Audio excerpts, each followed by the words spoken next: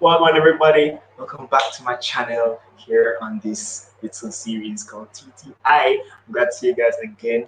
But for this week, I actually have a very special episode because I have a guest here with me. And can everybody guess who he is? Well, I mean, you should know by now because I've been advertising it. So, everybody, welcome Dr. Mario Guthrie. Wow, wow, wow. Thanks for having me. What do I call you? Should I call you MDC in this space, or I can call you by your first name? Mishka. Mishka. Because the thing is, MDC is really trying so hard to be a nickname, but it's so much more syllables. It's like, so Mishka. Mishka from Russia. It's from Russia. Yeah, actually means Michael in Spanish, in English. But In yeah, English, right? exactly. Oh yeah, Right. man. No, thanks for having me. It's a pleasure being on your show because I've been seeing you doing your thing in the pharmacy world and in the YouTube world, and it's a pleasure. Yeah, thank you for being here actually, because I know how busy you can be and so on. He is a doctor, guys. Everybody know who that is. Stressful, time consuming, and he's also a singer. Doing all these things all over the place. I don't even know where you get time. I don't know where you even have time. Well, well, thankfully, because of a pandemic, I don't have to sing too much anymore. Well, not thankfully, I missed the hell out of it, but that's a whole other story. Can you imagine that you missed that? Um, so before we get into you becoming Mario Evon, just tell us a little bit more about Dr. Mario Guthrie, or Mario. All right, yeah, I'll tell you about the guy without the doctor because I don't even really identify by the titles too much, and that's just me in general. I am a Jamaican. I'm a lover of life. I'm a good friend. I'm a brother. I am someone who really likes to enjoy every single moment, and I think as I mature, I've really learned to just try and flow with life and just enjoy moments as they come, and not get too caught up in the past or the future. So, what does that mean? Me, I'm a moment lover. Yes, that's me too though. I can't be that person who has to plan every single thing.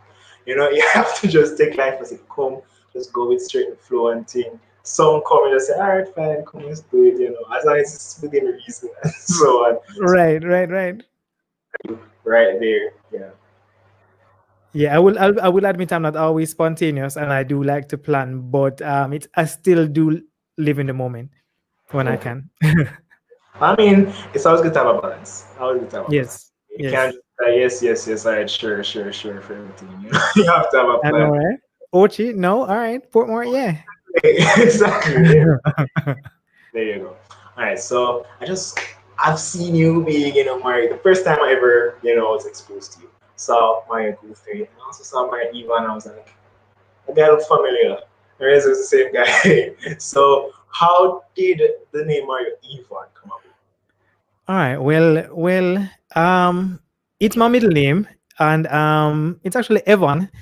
Evon. It's tricky though. No, it's tricky. Don't worry. And I like that. I actually call it Ivan because that's a good conversation too. The things that I've been called Mario Ivan, Mario Ivan with accents, French accents too.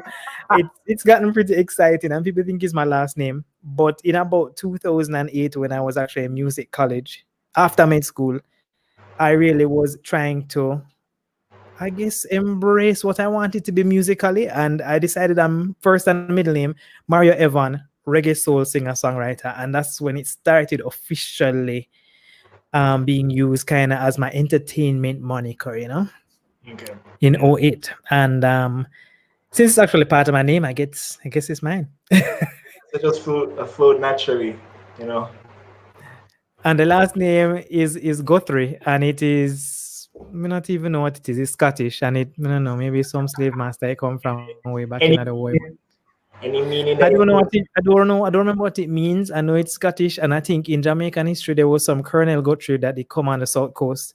So I'm guessing it's probably him have something to do with it. Okay. All right. So when you were younger, what was something that you were always passionate about? I was actually always passionate about music and dancing and watching Mhm. award shows, which is kind of weird. It was a weird little thing No. that I liked. So I we were fortunate enough to have access to these things. And I used to watch BET and MTV and analyze shows. So once it named American Music Awards, Soul Train Awards, BET Awards. From it named awards and music in it, I was watching it. And I didn't realize at the time that it was actually very much tied into my love for entertainment at the Yeah, time. at But the it time. was really kind of like me almost analyzing what I love to do. Yeah, I get that though, because I realized I loved watching award shows, especially when I was younger. I used to love watching with my mom because she loved them things. Like, She love it, right? I hate them, but mom she always loved watching the shows and so on. But my favorite one was definitely the BET and the MTV. What's it? VMAs, VMAs. VMAs, that's right. Love them. Oh god, the performances always take it for me. That's the thing. It was always about performances and staging and choreography and lighting, and all of it intrigued me. And I didn't realize I loved it so much, but it really does, still does.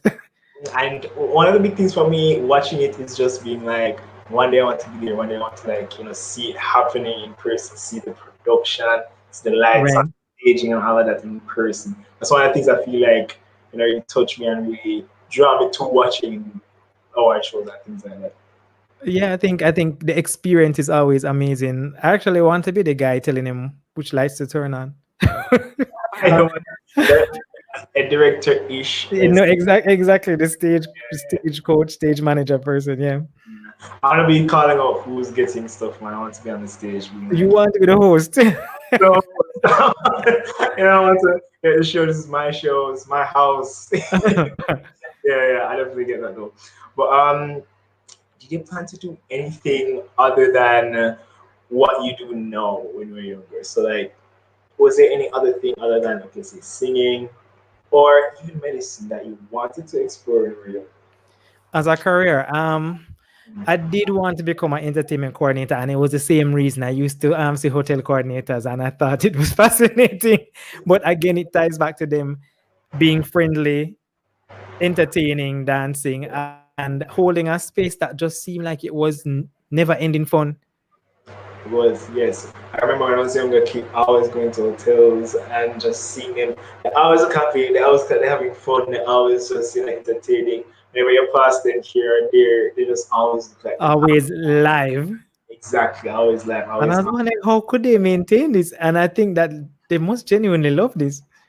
exactly. You think. So I guess that's what probably added to your little, I don't want to say illusion, but like, wants them to go and It, pursue that. it was tied up, and I guess maybe that was how I saw it manifesting in my life at the time. And the other places I would see it would be like performing arts groups. And I think maybe secretly I would want to join them, but I was afraid. Mm, But they used to intrigue me a lot, yeah. okay, that's good. Um, so there was a video that you did that I watched recently. That you basically, it's like a get to know you video, but like you're answering the questions and so on and so forth. I really like Yeah, the video, by the way. I love the video. And you mentioned this word called multipotentialite. That was the first time I ever heard it yeah. before. So to me, you coined that word. I never heard that word. And Mario. then I have to give credit to Tammy Chin because I think she was the one that said it to me. And we did a podcast on it last year, and that was when she discovered my podcast and interviewed me about being a multipotentialite, and that was the topic. So yeah, what do you like about it? Exactly. I just I love the idea of that word because like ever since just growing up, I just found myself here. Like I just liked a lot of things. I remember one Right. time in my life I wanted to be an actor. One time in my life I wanted to be a scientist. One time in my life, I wanted to try going into music and this and that. And it felt a little overwhelming because you grow up in a world where it's like you need to. Right. Right. Right. So it just felt very stressful on me to be like, I don't know what I want to do because I want to do this, I want to do that, and that. So what even ended up happening is just like, all right, I just feel like I'm confused. So let me look to the closest thing that's happening and then let me say, And just go with that. I'm just good with that because I guess that's what I'm supposed to do. Because I guess everyone's confused, but then after a while, I just figure out something for those. So I'm like, I guess this is my thing. But just later on in life, when you start to develop and start to grow, and start to, reason out things for And we're yourself. not a gap year culture, so we're expected to keep moving. So you're expected to just keep doing something. Exactly. exactly. And there was what was it that really sparked it off my brain? You know what really sparked it off my brain? This idea of the multi-potentialite. Even before I knew that word, there was this commercial. It was a commercial for what was it, like Microsoft or Windows, and it was basically the commercial started off with this girl. She was like a waitress or something, but then like in the night she was like a DJ and stuff like that and so on. And they were basically advertising this computer that was also a tablet, so you could like turn it around and turn it into a Right. tablet and so Right. on. And the punchline of the entire commercial was the slash computer for the slash generation, because they were saying that she was a DJ, she was a graphic design artist, she was a waitress. So they were just saying, slash slash slash. Right. Called us, I guess, Gen Z millennials, the slash generation. And I just sat down, and it's a commercial just reached my heart. You're Random like, this is me. This makes sense. that makes sense, because I just don't feel like I'll be fulfilled in just any One thing. Yeah. one thing. So that commercial really just put the idea in my brain, and also to looking at some people that I guess really like in, I guess, the entertainment industry. Like for example, I know a lot of people might not like him, but I kind of like his art and so on and what he puts out. Chris Brown. He's, Right. he's very there's a lot of things that he does. Like Yeah, he's man. dancing, he's into graffiti, painting, he's into The music excellent singer, songwriter, and basketball player too. and basketball player. So and just watching him, first of all, it started me just liking his music, and then you'd watch his music videos and it'd be like directed by Chris Brown, and it's just a very good concept and stuff like that. And I just realized that he explores all of his talents, and he Yeah. doesn't stick to one thing, and that just always touched me. So I was always drawn to that. So that's between that and the Microsoft commercial. I just felt like I'm not gonna be fulfilled in any one thing. I Yeah. mean, this thing is not linear, and people need to remember that. And like, I'm sure for you, and I'm not ashamed to say I do a lot of this stuff myself, but I'm sure you edit your YouTube videos. I'm sure that you are the one that figures out how to do the little, effects and tricks, and that's kind of the world that we're in now. Now, I don't think everybody's inclined that way. Some people don't care about doing that stuff. But then there are people like you and I who actually don't mind knowing. So when I'm doing it, I don't feel, I mean, it can be overwhelming to edit, Oh, but I actually like the technicalities I like it. Yeah. of it, and I like knowing how to do it personally. The thing with me is that I like doing something, and like probably getting a little frustrated and stressed, and it's like, oh, this is annoying. But then there's an outcome, and you watch the outcome, and it's like, You're wow, like, oh, I did that. I did- this is what that entire stress was. So it's kind of worth it. You understand? So that's kind of me rather than just like doing monotonous stuff that Right, you see right. like this massive outcome. But then that's what really that's the part that touches me in pharmacy as well. Because if some of you might not know, a pharmacist. You next are a pharmacist, by eh? next week we'll know if I'm a licensed pharmacist or not. But Wow. um, yes, it's just you pushing out the prescriptions, you pushing out the patient care, you're caring for the people and so on. And then sometimes like you just do it because that's the right thing to do, and that's it. But then random times you probably have next month a patient come in and be like, oh, you again, you didn't help me with this last time. And say it work, and this and that, and my mother get better and so on. And you just see that result, and it makes everything more fulfilling. That much more worth it, yeah. And it's the same thing with doctor-patient relationships too. I think that's what helps to keep me kind of grounded in the medical world. Because there's some Exactly. days when I will run away. I will want to run away. Trust me. I completely understand that. Because some of these days I'm just like, ugh. But they have the one patient, and that's the thing too. Sometimes just one patient It's for the one day. person, one interaction. They just give you a smile, and you're like, fine, fine. I'll come back tomorrow. I'll come back tomorrow. Yeah. So it's fulfilling. So just being a singer, like being more passionate about singing and so on. What really put that want or desire in you to go and do medicine? Well, I think like you explained earlier, I think our culture um teaches us to follow very linear paths, and we choose things that lead us to things. I do have a father who is a medical doctor, so I grew up in a house with him as an example. But again, I always try to tell people that I was never forced by them to do medicine. But by the time I'd gotten to the point of choosing natural sciences and stuff, I went to UA and I was in a degree program, and then I transferred out and got accepted to medicine. And I was just really doing what I knew how to do, even though I had this passion for the arts, but I just didn't think it was tangible. As I Exactly. love to say, for like a Jamaican boy, if I turn into a musician or if I go to Boston and go to music school, none of those things didn't seem real at the time. Mm, So you just kind of follow the sciences, and it leads you to medicine, and parent who is a doctor as an example. And then before you know it, wow, you're a doctor too. exactly. Here we are. It's And I mean, it sounds a bit lackluster for the people who have been dreaming of being surgeons for all of their lives, but the journey is a little different for each person, you know? it's And different I for don't regret it either. But exactly. That's the thing. I don't regret it. You don't regret being it it. wasn't in my top three jobs though. There you go. It's not, if one day you woke up and there were choices. Sure, you can choose what to do and what to be successful in and what would have driven you and what pays your bills and so on. It probably wouldn't have been that. You know, probably would not have I been that. know. But you know what? I don't think I've ever said this in an interview, and I think it's important to say. I think a lot of what you choose, which I kind of inferred, comes down to your exposures. And I think a lot of my exposure to entertainment as a tangible art form to make money and to survive off of and happened later.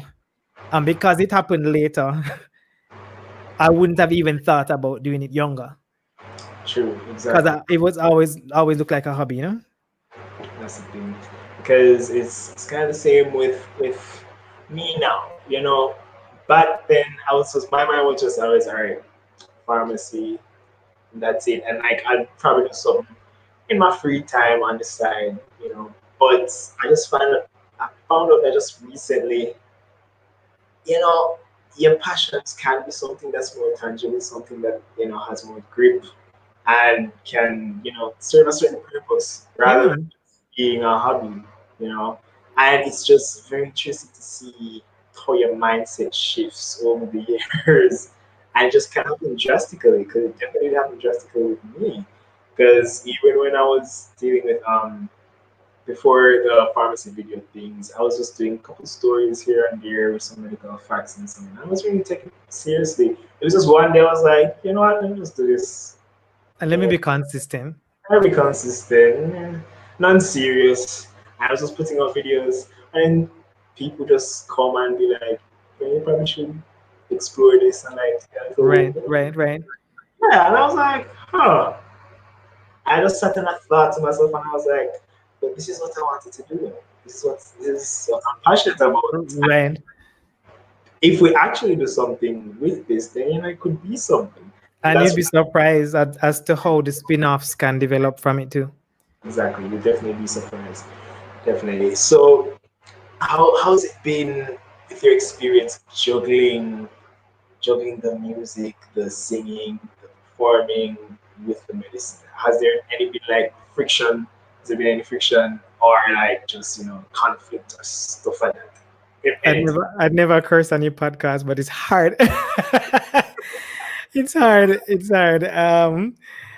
But it's still very fulfilling. I mean, it's really difficult to juggle a medical 9 to 5 with a career. Actually, mine is a little unique too because I'm not a hospital-based doctor. I'm a general practitioner, and I actually am an entrepreneur. So I am actually running the GP part of my practice. And as a musician, I'm also an entrepreneur. So I'm just an entrepreneur, which makes everything harder. But I wouldn't want it any other way. I have not worked full time for anybody since I went to music school, and I went to music school like in '07, which now No. seems so long ago. Yes, And I'm that. never going to talk about my age, so don't ask me about it. But let's just say I mean, after that, that was the question. I know. No, we don't discuss that ever. But let's just Forbidden. say that when I went to music college and I would come back and do some medicine in the holidays and think I've never worked full time from them times there. So like I've been kind of juggling from them, juggling since then. I can imagine. Oh my goodness, that was I such a do miss salary. I do miss concession. I do miss some of the benefits of being a full time worker. But I still feel like some people just need to work for themselves. I might be definitely. one of those people. I'm definitely one of those people. You can't, you know, some people are fine with it, but you're just gonna have some people like us that we Yeah, I'm okay with it. exactly, yeah. So outside of singing and being, general practitioner, is there anything else that you dabble with here and there? You know, as much as no one can tell by looking at me, I'm a little bit of a fitness buff, I'm not such a big athlete, and it's not that I don't love sports. I just know that is not my strong suit. But I love working out and I love going to the gym. So I like lifting weights. I like doing cardio. I like fitness and I like the idea of fitness as a lifestyle. And it's something I've been doing for many years. And Mm, it's a big part of my life. So if somebody asks me like how many days a week I go to the gym, it varies, but I don't really have a number because if I can go, I just go. You know what I mean? I guess you definitely, definitely. So I'm kind of that space, or I might walk up Mountain Spring, or I might go take a walk or a jogger. But I always am trying to stay healthy. That's important to me. Yeah, wow, makeup doctor, singer, and gym. Podcaster and gym enthusiast. Yes. Well, yeah, you mentioned your podcast. What exactly is your podcast about? What topics do you delve into? Is it a medical one or is it just a general entertainment type podcast? I put it in the category of society and culture, and it's called Talk Truth with Mario Evon. Talk Truth, and we talk about yeah, society and cultural stuff. But really, the aim was to have conversations about things that people are afraid to, kind of from a Jamaican perspective, because I feel like again we're a culture we haven't really always wanted to speak up about things. So some of the things I've tackled are things like fat phobia. Uh, are all vaginas created equal? I did that with my father, who is a gynecologist. Um, I want to even tap into some more hot stuff too. I want to probably interview some people about sexuality, like lesbianism, homosexuality in Jamaica, how it functions for them. And I feel now in 2020, we're now in a space where I think some of these conversations we can have a little bit more openly. Mhm. Yeah, because I And think it, we've just been taught that certain things are just so taboo that you don't even talk about them. You don't mention them. You don't even think about them. no, Just yeah, and we're handling the spaces respectfully, sorry, because it's really people's stories, and they don't have to be famous or popular, but everybody has a story, and you can learn from it. So that's kind of where I was coming from, entering the space, and it's been very fulfilling. Can I tell you, very fulfilling? yes, yes, yes, yes. One of the things that you were doing all the time, though, that I really liked was the song association, like the Ah, lives with the song. Oh, I love that. I love these. people. I think maybe that's the thing people love the most, and I have to figure out a way to come back with it. Oh, yes, because I like just listening to just joining the live and listening to it. It's so fun hearing different people sing and so on, and it's a fun game actually. I Like the think it was distracting people in the pandemic, and they liked the distraction. yes, yes, that's because that's one of the big things about content creation right now in this period. A lot of it is about distraction. So Yeah. I don't want to think about Corona. I don't want to think about. I don't want to Right. think about. But I mean, right now I'm finally thinking about the president of the United States. But I still want to be distracted. I still want to be entertained. I still want to, have something to laugh about, have something to smile about. Because in Right. this time, the mental health aspect is getting tested. It's a bit rough. It's a very stressful time period, which is why I don't understand why, like, especially teachers and so on, that they're giving the students so much more work. Hmm. It's crazy, and it just doesn't really make any sense because they're using the same time that they're using school. So I don't understand where they expect them to get them more time just vaporize out of thin air. It's a tricky time for students. I don't envy them at all. I just got out of UTech and I'm so glad. You'll miss it one day though, trust me. No, I just say like instantly, but just I'm like that I never got into this aspect of it, to be honest.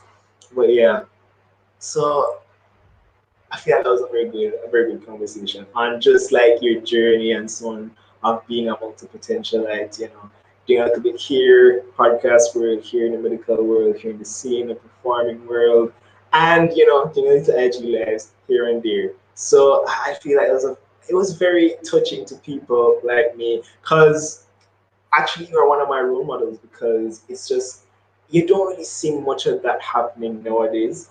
Oh wow, But I get to be a role model. That's a big deal. Thank you. yeah, you're welcome.